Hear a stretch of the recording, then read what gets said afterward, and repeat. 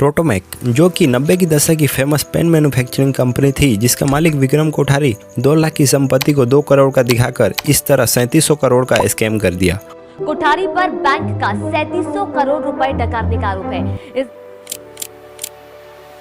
और आरबीआई की एक रिपोर्ट के अनुसार बताया गया है कि 2021 में 229 फ्रॉड पर डे हुए हैं और मोदी सरकार के 4 साल में 90,000 करोड़ से ज़्यादा के बैंक घोटाले हुए हैं। तो आइए समझते हैं कि यह 3700 करोड़ का रोटोमैक स्कैम कैसे हुआ और कैसे एक इंसान 7 बैंकों को बेवकूफ़ बनाया। इस कंपनी की शुरुआत मनसुख कोठारी ने 1983 में की थी, कोठारी प्राइवेट लिमिटेड के नाम से, जो कि पान मसाला बनाने के बिजनेस करती थी और पान पराग भी इसी कंपनी का प्रोडक्ट था। और इनके 2 बेटे थे, विक्रम और दीपक कोठारी। और रोटोमैक कंपनी का स्टार्ट भी विक्रम कोठारी ने ही किया था। और आगे चलकर 1999 में मनसुख कोठारी ने अपने बिजनेस को अपने दोनों बेटों के नाम कर दिया और पान पराग कंपनी दीपक कोठारी को मिली और रोटोमैक और कुछ इंपोर्ट एक्सपोर्ट कंपनियां विक्रम कोठारी को। विक्रम कोठारी ने रोटोमैक को धीरे धीरे 38 कंट्रीज में एक्सपेंड किया और सलमान खान को as a brand ambassador sign किया। 2007 तक रोटोमैक का बिजनेस तो बेहतरीन चल रहा था, लेकिन 2008 से विक्रम कोठारी ने लोन लेना स्टार्ट किया। तो सवाल आता है कि यह लोन क्यों लिया और कितना लिया, तो आइए समझते हैं। विक्रम अपने इंपोर्ट एक्सपोर्ट के बिजनेस के एक्सपेंशन के लिए 7 बैंकों से 2919 करोड़ का लोन लिया, जिसमें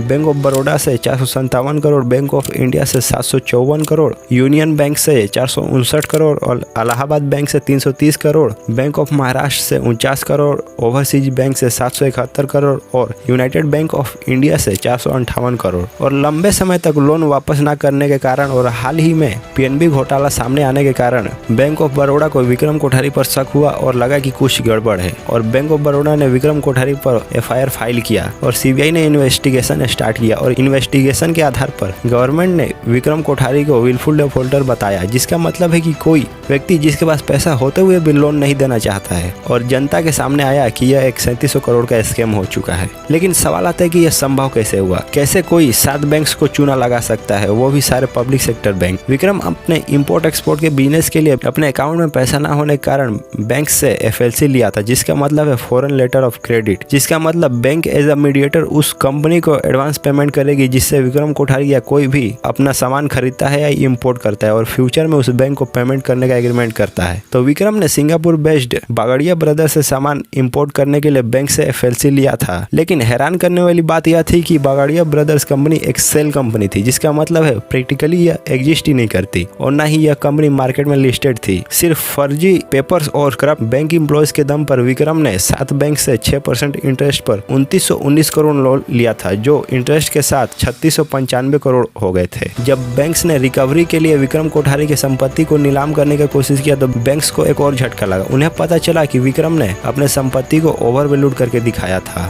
यानी 2 लाख की संपत्ति को 2 करोड़ कर दिखाया था। और 2017 में विक्रम कोठारी को फ्रॉड घोषित किया और 2020 में रोटोमैक ब्रांड 3.5 करोड़ में बिका और 4 जनवरी 2022 को विक्रम कोठारी की मौत हो गई।